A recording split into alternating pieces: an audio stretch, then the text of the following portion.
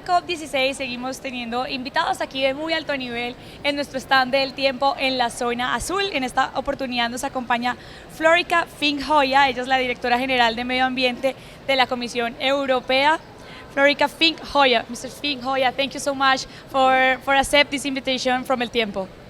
Thank you very much for having me. Thank you. Thank you. Vamos a hablar hoy sobre el tema más importante en la COP, que es el tema de financiamiento, de cómo se están buscando estos recursos para financiar los proyectos de biodiversidad. So, Director, I'm going to start this interview asking you about the financial topic that is one of the most important things here in the COP16. So, today in the COP we were discussing about the financing. What is the commitment of the European Union to increase that finance for the care of biodiversity? You were talking about like 7,000 billion euros. That amount of money is still like in the reality? Well, we have said that we would double our commitment on biodiversity finance. It is 7 billion. 7 billion. 7 billion, which is still a very high number. 7 billion by 27. And that's exactly what we are dispersing already, but we will reach the total of 7 billion by 27. And what are you doing for reach that amount of money that it's very high? What are you doing? What projects do you have in the Union? There are different projects, and some. Let's break it down to something very tangible.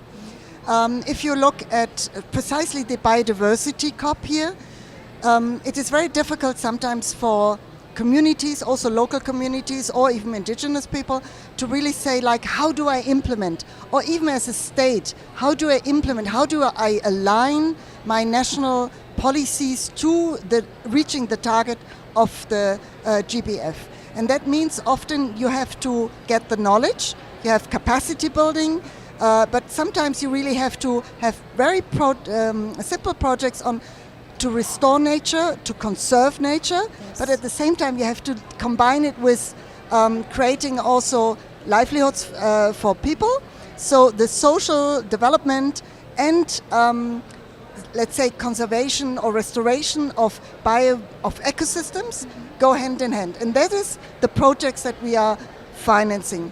We have, for instance, 1.4 billion, which is part of that amount, in Africa, which is called Nature Africa, and this is different series of projects in various countries in Africa about landscape or different ecosystem conservation, which then creates employment for people.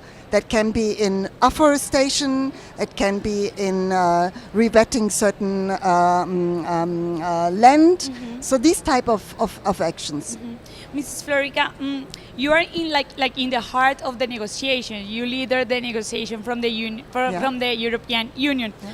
Why is so difficult to have like a same opinion about the financial? What is so hard to negotiate that thing in this COP? Why is it so difficult? Well, first of all, resource mobilization is always a very tricky issue. In every COP, be it climate or biodiversity. Here in this COP, there seems to be two different points of views. We have agreed in Montreal to create a new fund, and that was the Global Biodiversity Fund, which is a GBF. And this fund has been created. It is also replenished. It is working. But of course, disbursement sometimes can take time. And of course, there's people who would say, oh, it doesn't come quick enough. So why don't we go for a new fund? Something completely different. This fund didn't work. We want a new fund. Well, we would, as European Union, not subscribe to that, because we say we have just a new fund. We have to also have certain rules. If you give money, you want to make sure it really reaches those who need the funding. You need to have certain accountability. So yes, UNDP and UNEP are having to implement that. But I think for the European Union it's a bit different. We don't go through this fund. Our 7 billion go outside, go direct. We go via our delegations, like here in Colombia, and spend it either on wildlife trafficking or conservation mechanisms, or for marine restoration, marine area protection. But our member states go through the GBFF fund, so this new fund, and we think it is wrong to now say we need something new and additional funding. Okay, so a new fund is something that the European Union is not very agree. Well, I think one can always look at how to look at new sources of funding. Yes. Because when we discussed at the time in Montreal the creation of this new fund for biodiversity, we also discussed a strategy for resource mobilization. And that is one which is a little bit now forgotten, but I think this is where you really have to look at, because everybody knows ODA, so the public funding, is important, and I have to say we are the biggest donor as EU and the member states.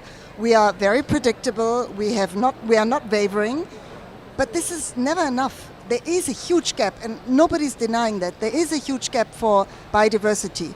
So let's look at new forms of funding from the private sector for philanthropies, but also new innovative mechanisms of financing. That can be, for instance, new nature credits. That can be perhaps a blending of financing, of guarantees and grants. It can be also, which some member states are looking at, perhaps combining it with biodiversity funding for but with debt release or debt, certain ways of lowering the debt. So I think there's so much that we can still identify as new strategies to mobilize and to fill that gap. The fund, the discussion of the fund is only about public money. And that's why we are saying, well, we give the public money, there will not be more. What we really have collectively to look, all of us, is how can we do domestic resource mobilization, innovative resource mobilization, private resource mobilization. Yeah, of course. I was going to talk to ask you about that, because you talk about we have to have new strategy to mobilize those resources. What else do you need do you think that the strategy have to have? Well, what is the key of that I already strategy? mentioned that the strategy has to see how can we close that gap by mobilizing these different funding sources. One of the other funding sources I haven't mentioned is those, if you talk about public money, who would not be traditional donors, but who have the capacity to do so. I would commend China for that, because China started with a Kunmin fund, and I think they deserve a lot of credit for that, but others could do the same, which are not traditional donors. Let me perhaps also go on one area which we haven't discussed yet, and which is also part of this negotiation, and which promised to generate also funds, which we desperately need, so we are agreeing on that one, is a mechanism for benefit sharing of the DSI, so the genetic resources. That is something where I would be rather hopeful that under this COP we would find the principles to really go ahead. Never ever had we really been so clear on who could be the ones that could contribute, how they could contribute. Of course, it's very difficult. Yeah, of course. But there is a real discussion ongoing, which I would say is much more important than creating just a new public fund, which, I mean, the money is not infinite. We have a fund and the public money is going there. But here, this is really about tapping new private funding for something which is also actually fair and equitable, give back to those where the genetic resources lie when you use it. So that is a discussion which I find very promising, and could generate quite some money. Mrs. Florika, the last question I want to ask you is about like the red lines do you have in the negotiation? You leader the delegation of the European Union. What are the red topics, like the red flags? I'm going to say that. What are the red flags for you? For us, extremely important would be clear measurements for the planning and the programming and the resource mobilization. Really, how do we what indicators do we agree upon, so that when we have the COP17, in order to measure, this is a global stock taking. Now, all the states, all the parties are putting forward their NB subs that we are saying, so their plans. But at the same time, plans are fine, but you also have to see, are they delivering results? Is it really implementing? So for us, this monitoring indicators, the review is very, very important. Yeah. It's part of the package.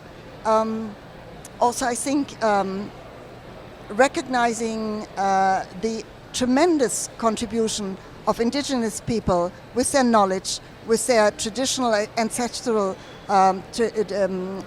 ways of conserving the biodiversity, that I think could be very important to be recognized and reached in this COP as well.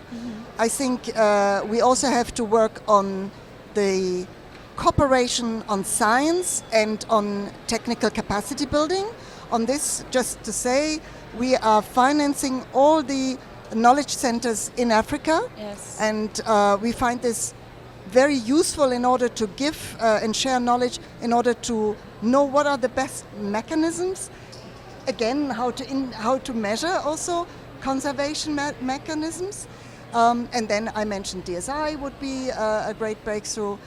So I think there's a lot in packages that we can look at. I know there are red flags for everybody, yes, but ultimately we also want to make it a success. We have come out of Montreal with a absolutely historic agreement. Yes. But now we have to demonstrate to the world, to the people, that we are working on it, that we are shaping the future.